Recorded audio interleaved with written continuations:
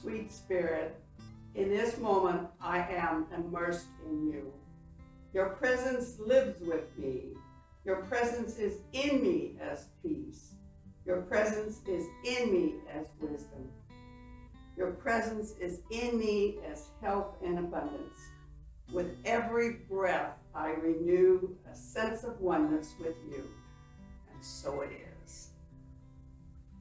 In the name and through the power of Jesus the Christ. Amen.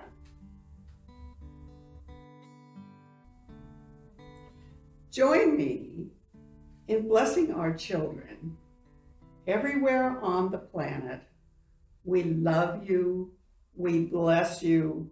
We truly appreciate you just the way you are, and we behold the Christ in you.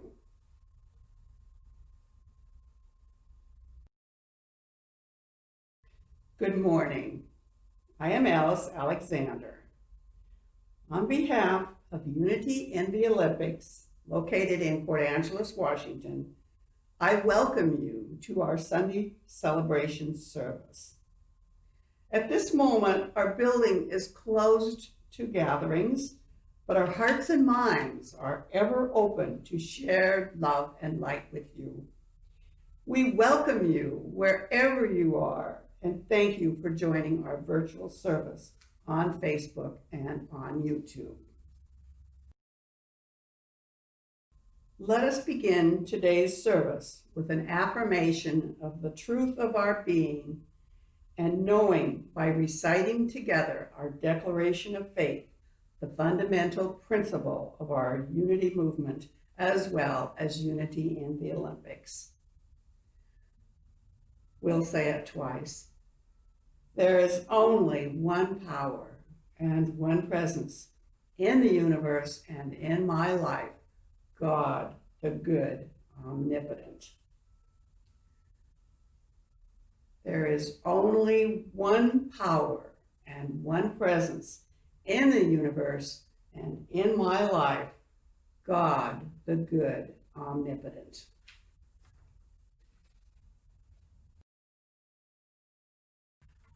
The Daily Word is a bi-monthly publication by Unity Worldwide Ministries in Unity Village, Missouri.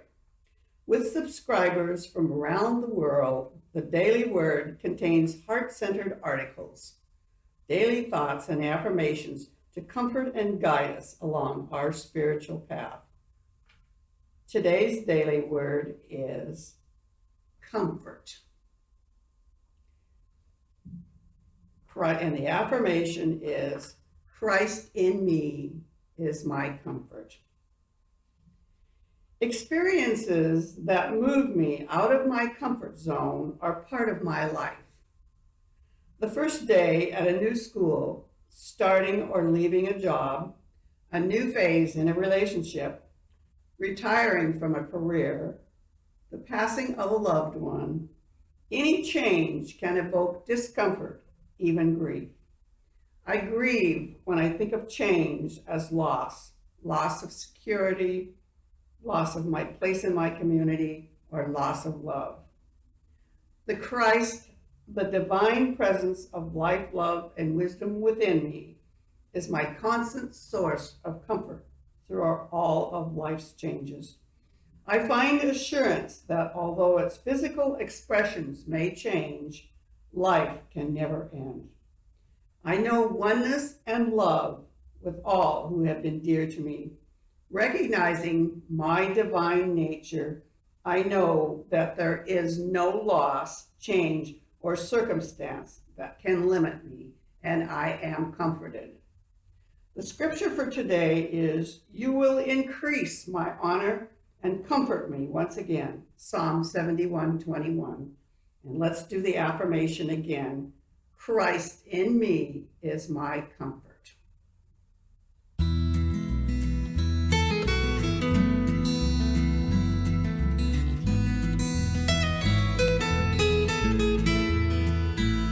Oh, it's somewhere and it's sometime, an unfamiliar trail, a hope for a destination, a half-lit fairy tale, and I'm on the road,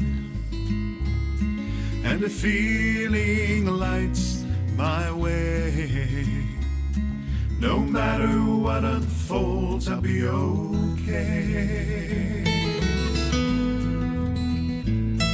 And the highway pulls me onward, I'm beckoned by the moon. There's an answer in here somewhere, everything's a clue, and I am on the road. And though a part of me it kicks and screams too, I know no matter what, I'll be okay. All the traveling, it's lonely, it's forever at this wheel. I relive some lost affection as I search for something real, and I'm on the road. Oh, I just might lose my way, but I know no matter what, I'll be okay. Ooh, I'll be okay. I'll be okay.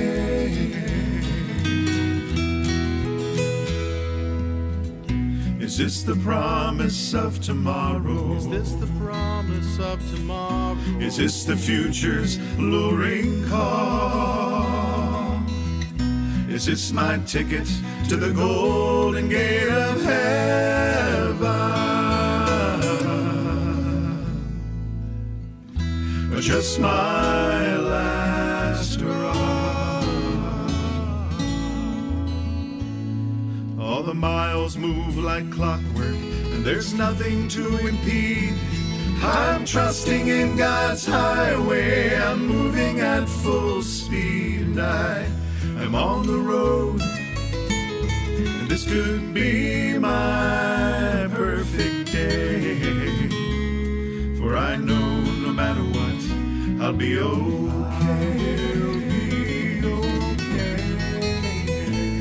Oh, it's people and its places, it's the highway's haunting song, it's the wisdom of experience that pulls this man along. And I'm on the road, and all that I can say is I know no matter what, I'll be okay. I will be I'll be okay. I will be I'll be okay. I will be okay. I'll be okay. Oh, it's somewhere and it's sometime, an unfamiliar trail, a hope for destination, a half-lived fairy tale.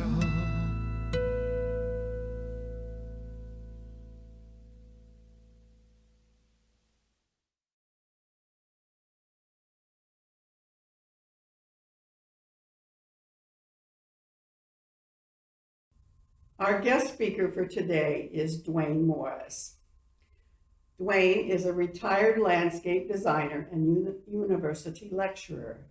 He has been near to Unity teaching since 1987 when he was in the Unity San Luis Obispo in California. Duane has been active in Unity in the Olympics since 2013 and currently serves as president of the Trustees. He currently volunteers at the Answer for Youth, a drop-in center for homeless and at-risk youth. Duane has been a disciple in the study of Agni Yoga for some 38 years. Agni Yoga is referred to as the teaching of living ethics, the teaching of life, the teaching of light. And so I present Duane Morris. Thanks everyone for coming on a beautiful Sunday morning. And thank you, Alice, for such a warm and welcoming introduction. We're traveling through a very turbulent time in our lives, in our state, in our country, and in our world. We're coming to grips with the fact that we are all different. Amazing, isn't it? Wow, we're all different. Does it make a difference in our lives?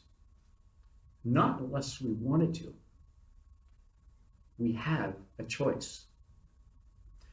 When we're born onto the earth, we must accept the fact that we are in a unique situation with unique fathers, unique mothers, unique circumstances based on geography, unique cultures, unique histories. No two of us are exactly the same. Well, let's not consider twins and triplets, except even though with twins we carry our own karma.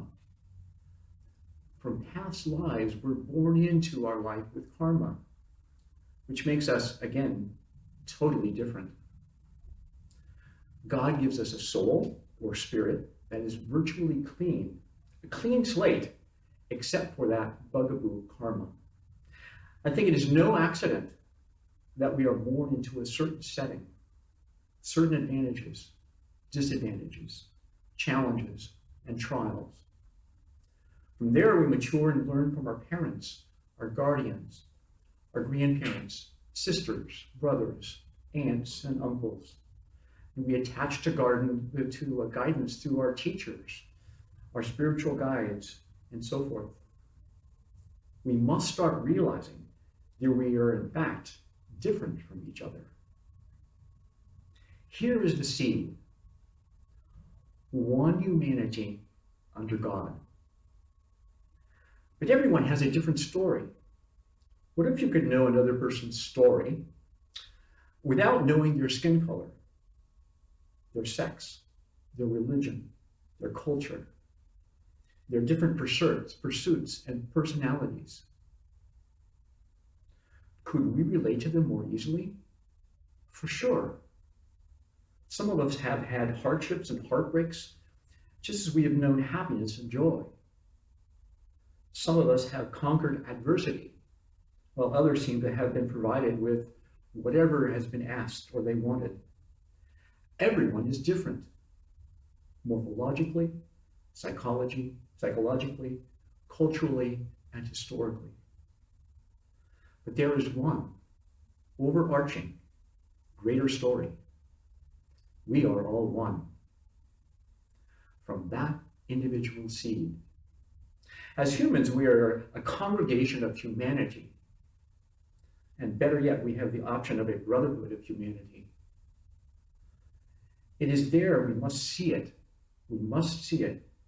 We must be aware of it. Be cognizant of the love that is within each of us. So why do differences matter so much? What is it that requires us to focus so much on our differences rather than our similarities? Brotherhood is defined as the gathering of men, two or more men, linked by a common interest, religion, or trade. Sisterhood is defined as a gathering of women, linked by, again, common interests, religions, or trades. I like this one. Brotherhood, sisterhood means loving and accepting someone just as they are. Just as they are.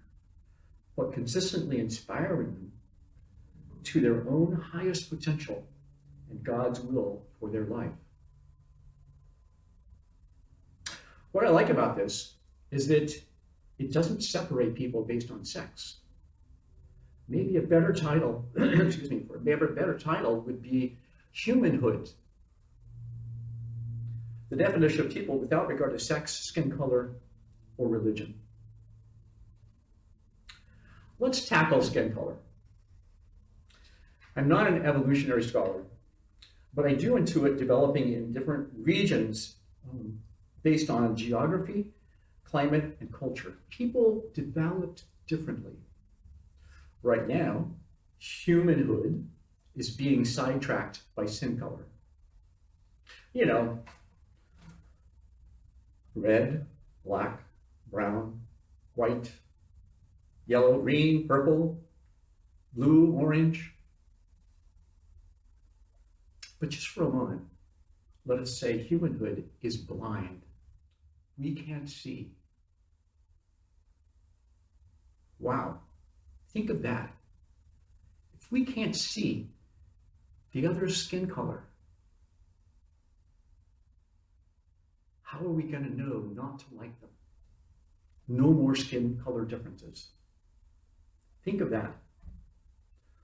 Or alternatively, let's say all humans have the same skin color. You know, something like atomic tangerine or Barbie pink. Yeah, for sure. All of us, not both colors or a combination, but one individual color for everyone. Would that make a difference in how we observe each other? Yes. Would it matter? No. Aren't we all the same underneath our skin? In God's light, yes. If we're all the same skin color, or we are blind to skin color, then what? Hair color?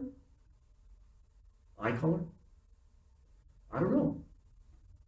We must find something to not like about others. Do you agree? Is it necessary to judge based on skin color? Why are we so separated by our differences? Why can't we celebrate those differences? What's your favorite color? You've been asked a number of times in our sanctuary here, as Ellie Winters used to come in and provide us with her latest update on her favorite children's story. She'd ask us all what our color is, our favorite color, and we'd all mention a favorite color. How many like more than one color? How many of you like more than one color?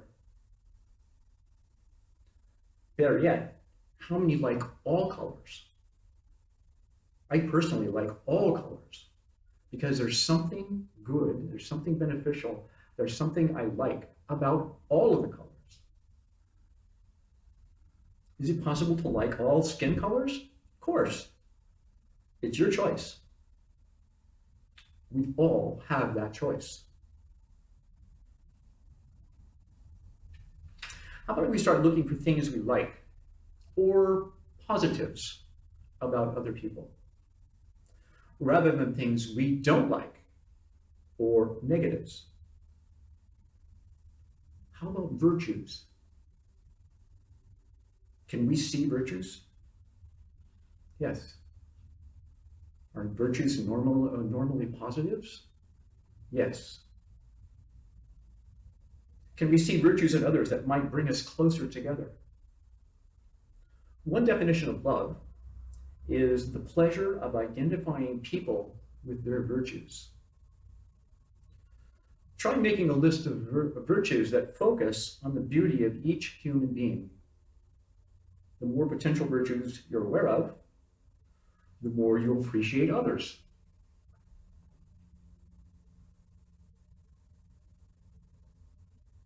Start with obvious virtues. We're going to make a list of virtues. Start with obvious ones, then work your way towards maybe more difficult ones. A good way is to look at the people that you enjoy being with. What type of attitudes or virtues they have that makes you a more closer fit with them. You can end up with a comprehensive list for all loving kinds of people.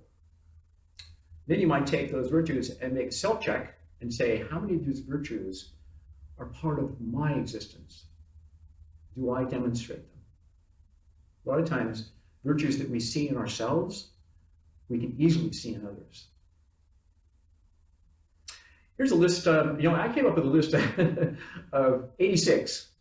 I don't know how I got 86, but, so I thought I'd start you off with a list that you might kind of jog your thinking into creating a list of virtues. Here are a few for you.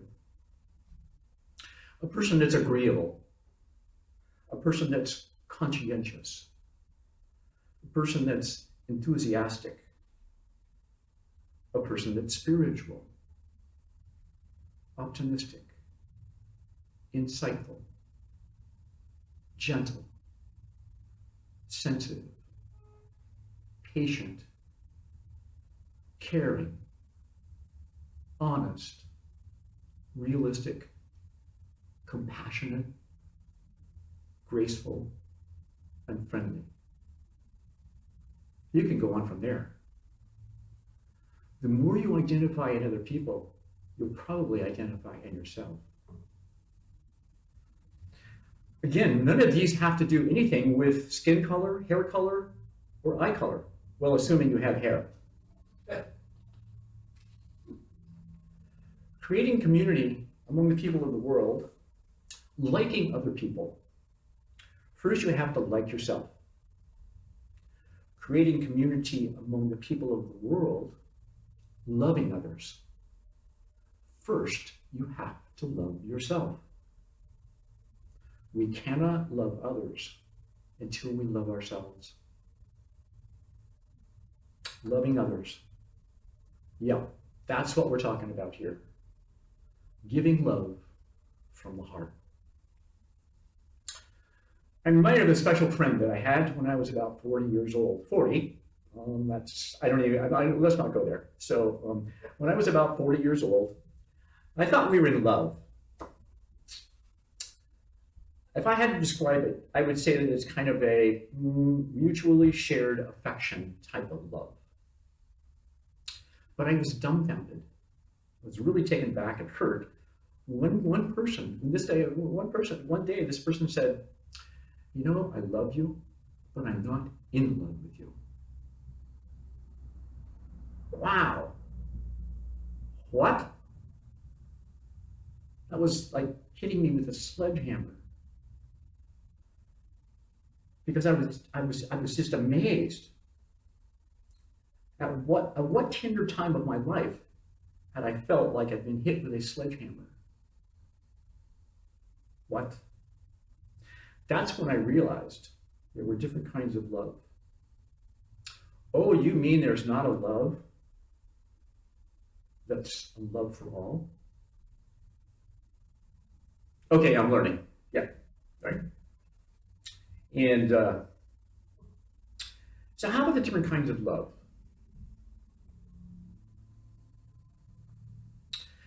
There are a lot of Greek words for the next sort of 8 different types of love that I've drilled down into to find out. And it's really interesting. I think maybe Greeks make better lovers. At least that's the impression I get. So let's go through a few of them. One of them is affectionate love. A love in true friendships or family members. Enduring love. Mature love that develops over time, like a wife and husband have for each other, or people have for significant others. Familiar love. The love within a family, between parents and children, mothers and fathers. Romantic love. Personal infatuation and physical pleasure. Playful love. Flirting and beginning stages of that intimate part of love. Obsessive love. Obsessiveness or madness over a love partner. Self-love, having a healthy self-compassion. And finally, my favorite, selfless love, also referred to as universal love. And the Greek word is agape, an emphatic attitude of love for everyone and anyone. Let's jot down a list of people that you love. Well, according to the list that we just reviewed, you can include people from all of those different groups. So what we're looking for maybe is a total. So if you have a total of people that you love, of maybe say 3 or less, then you're on the low side. If you have a total of maybe 10, thereabouts, you're kind of in the middle. And if you have more than 20 or more, then I would say that you're probably on the upper level of the number of people that you love and that love you. Does love bring you pleasure? Does the feeling of love bring you pleasure? When you think about all the pleasure that love brings, isn't it a shame that your list doesn't include hundreds and even thousands of people that you've met in your life? People you've met in your life, sure, you don't have to be any more involved than just greeting them, because you have love. You don't need to expect love.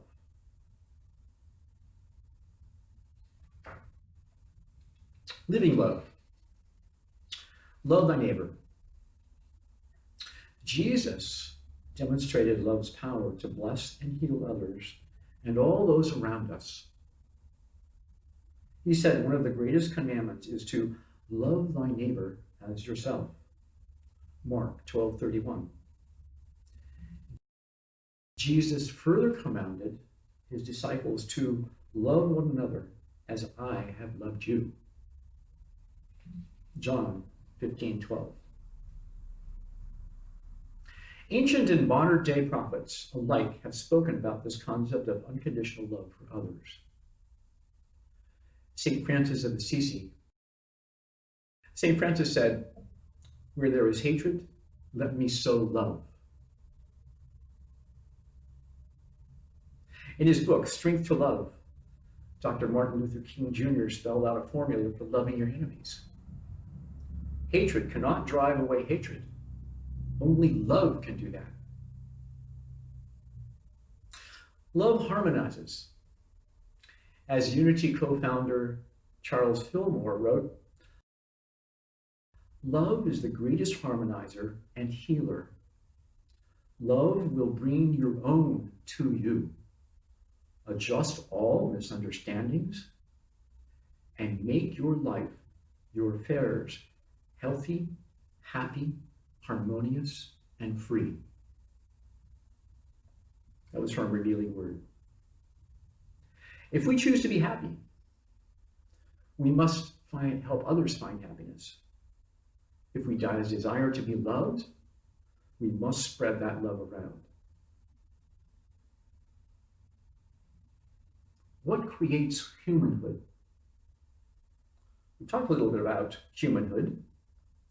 Love is just one aspect of humanhood. Compassion, empathy, a deeper understanding. How do you get deeper understandings?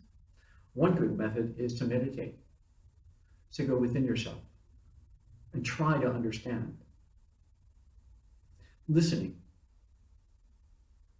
I find myself listening more than talking, which is just me, but I find that I can relate to so many more people by listening to them more.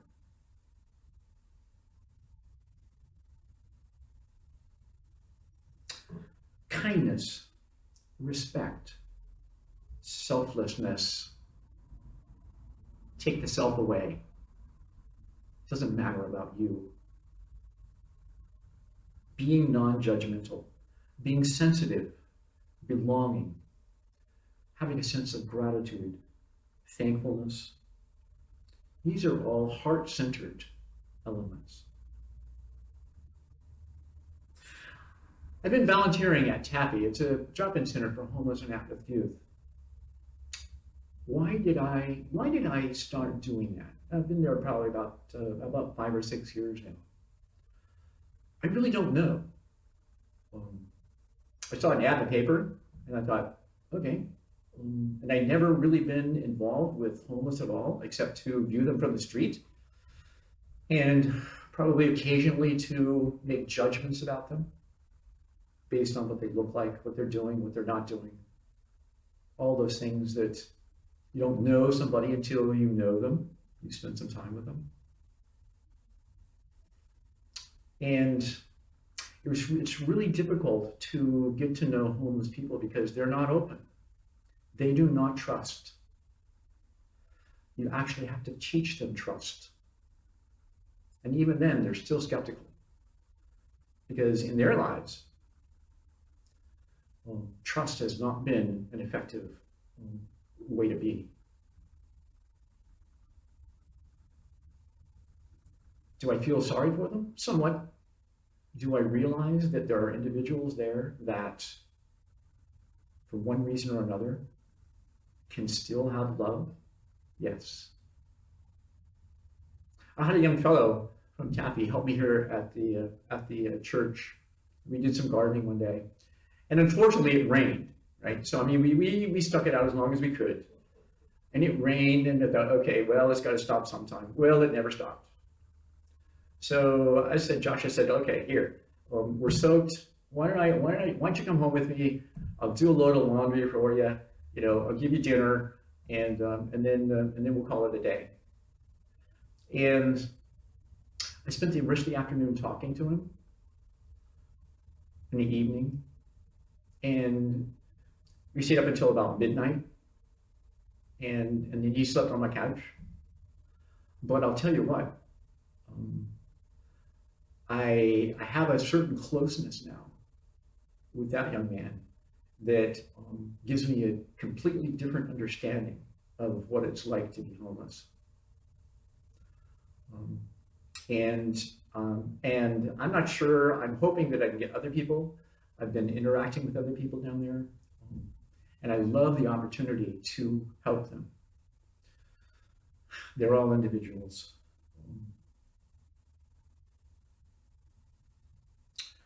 So creating community. Community is a wonderful opportunity to bring people together. There's a video that I'd like to play for you, and it's on Unity's website. Last year they did a complete year of One Humanity mini stories. And here's the overlay for that. I'll talk a little bit more about that in a few minutes. This one is from March 2019.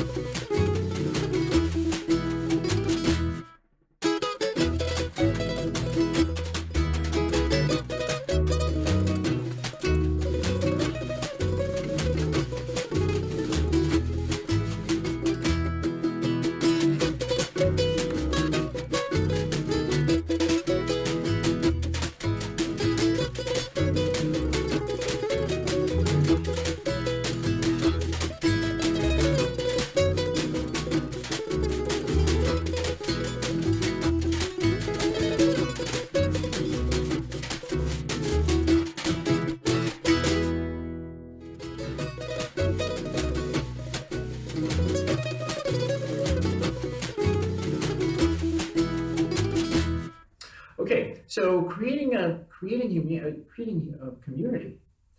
The time approach here takes us to the edge of our knowing and probably to the edge of our comfort zone, because it invites us to understand all people. Nobody is left out. All people.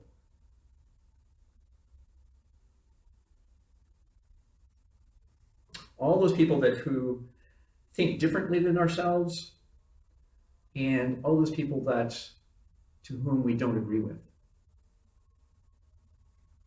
Universal brotherhood is a concept to think about. The whole world as your own family. Think about that. The whole world as your own family. Helping others, loving others, saving others, feeding others, befriending others, without thinking about what benefit you get from your actions. This also comes from your heart center. From Agni Yoga, and I've studied Agni Yoga for a long time, but there's a couple of things that I think are important. On the path to humanhood, now they talk about brotherhood, but I'm substituting my own term, humanhood here. On the path to humanhood, one must lose the habit of belittlement.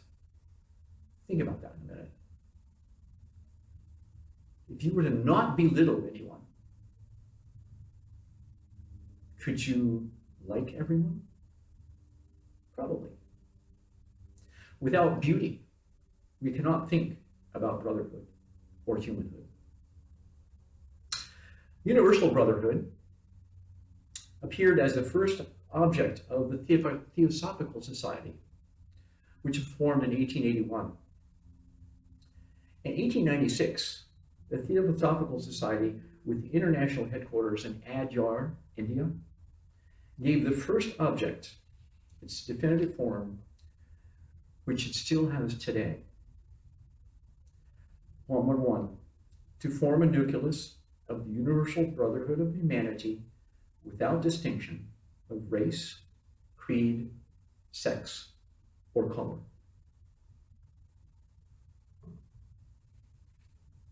Let's allow religion to be part of the solution and not part of the problem.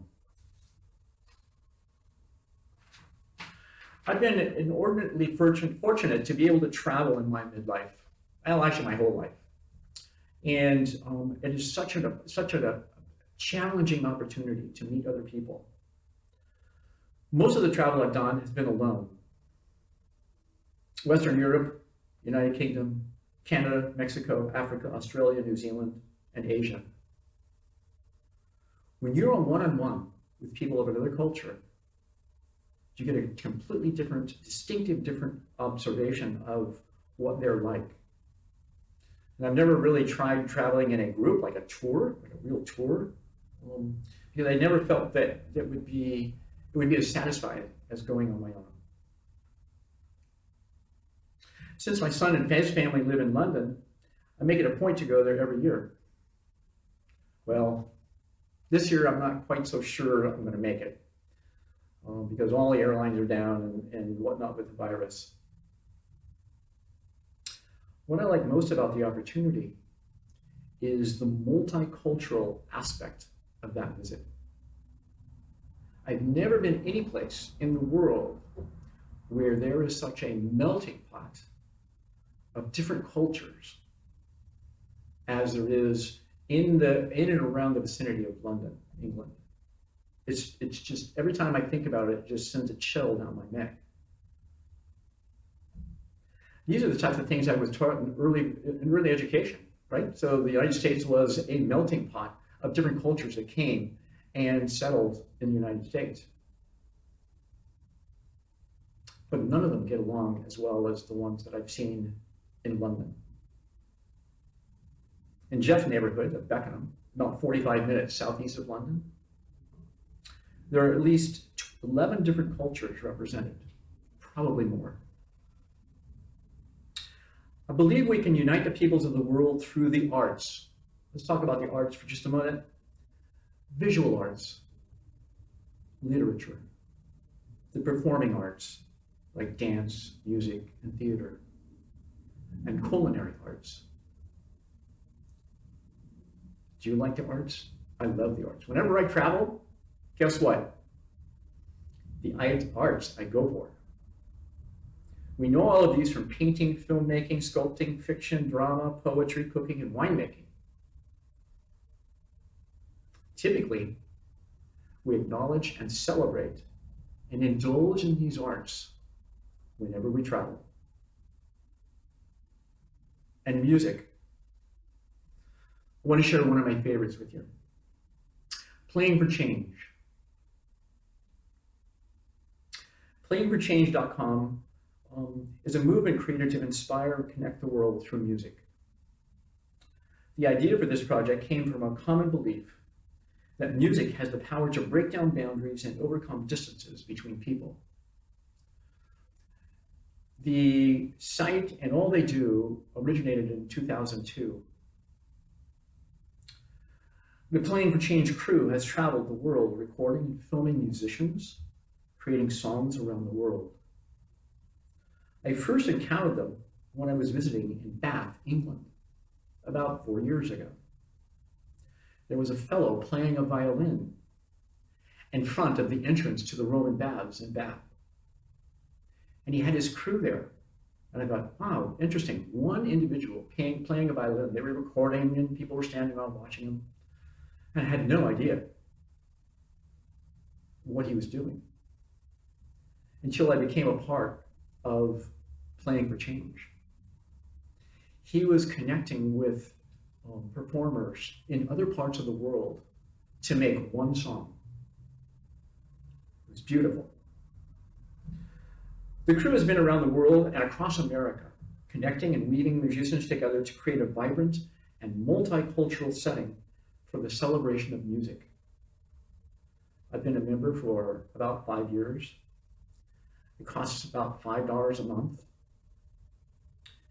And it enables them to create music to help us realize that we are all one. What an incredible feeling. Out of pure love and joy, we can find brotherhood in all. I've gained inspiration for this talk from One Humanity and Many Stories at unity.org. Many Stories was a year-long, month-by-month endeavor by Unity, and the cover, it's like this. And I have a digital copy of this, and I would love to be able to share that with you. If you'll either send a note to Unity in the Olympics, either by email, or if you'd like to make a comment on our Facebook page and let me know what your email address is, I will. They can comment right below right now. What's that? They can comment right below right now. Oh, okay, comment right below, right now. Thank you. So I would love to be able to send this to you. And I've connected with Unity, and they're going to make some hard copies available. So if you don't have a computer and can't access digital copies, if you'd like a hard copy, just again, make a note, tell me what your address is, and I will try the best of my ability to get one to you. It won't be right away because they're telling me that it's going to be about 4 or 5 weeks to get some copies. So I would like to be able to do that for you though. Okay? One God, one humanity.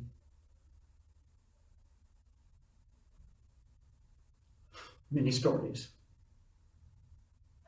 I'd like to leave you with this one affirmation. I am open to a deeper understanding of spirit within all people. We are one. Thank you.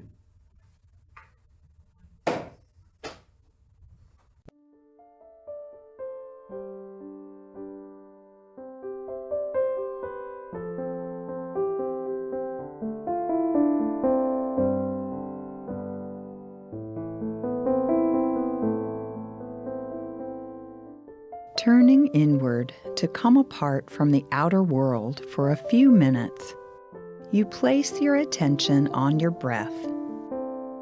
Notice the gentle intake and outflow of your breath. Most of the time, we breathe without even noticing. As we notice, we relax into a gentle rhythm. Be still. Be still.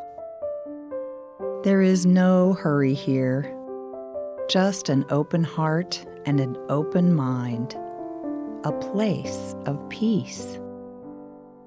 In this place, you remember that you are one with all people, one with life, one with God. You bless the flow of life, of spirit within you.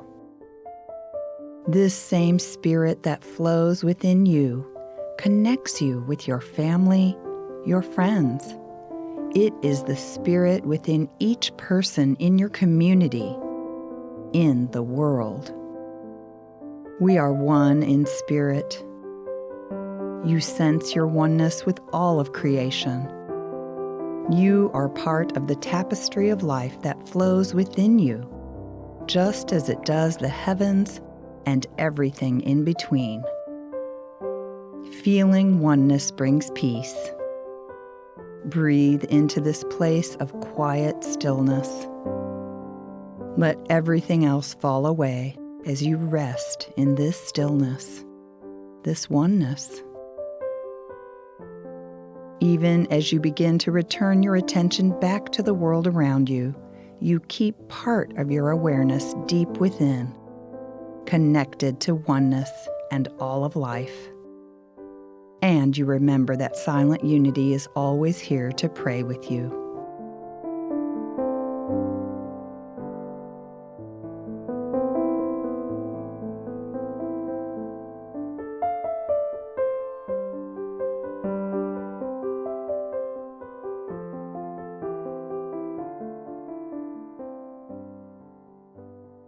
Thank you, Duane, for that inspiring thought and moving meditation. I'm sending you a great big virtual hug. Now, please join me in saying the Lord's Prayer. Our Father, who art in heaven, hallowed be thy name.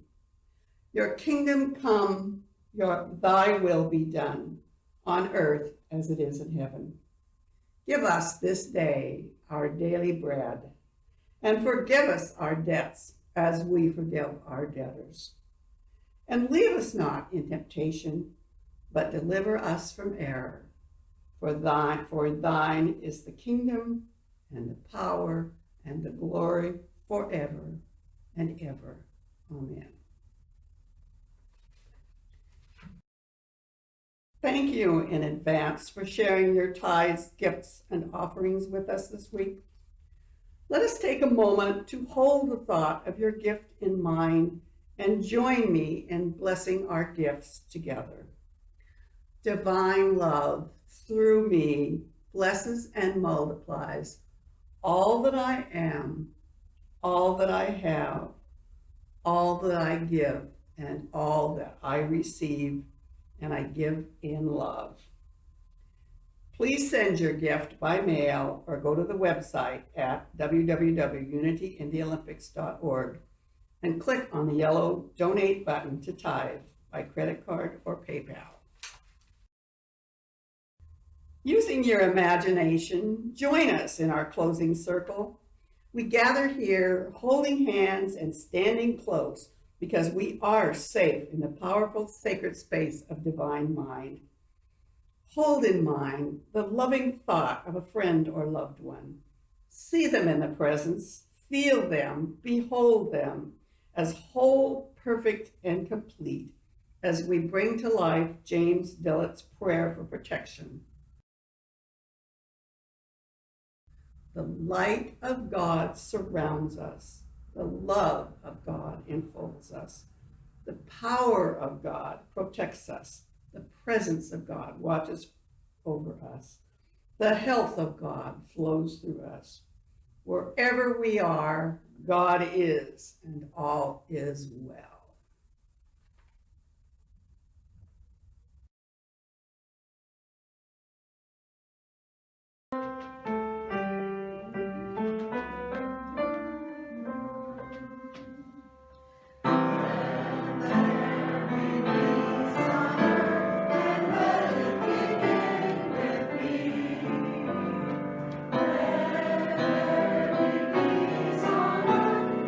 Peace that was dead.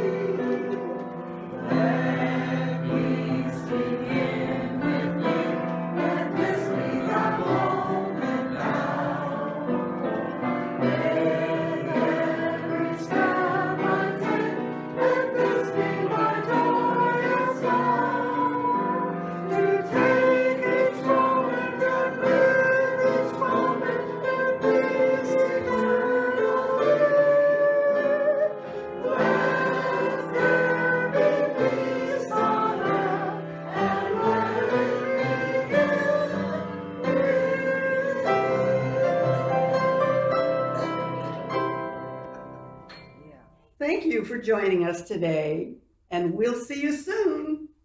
Divine love prevails. Divine love prevails. Divine love prevails.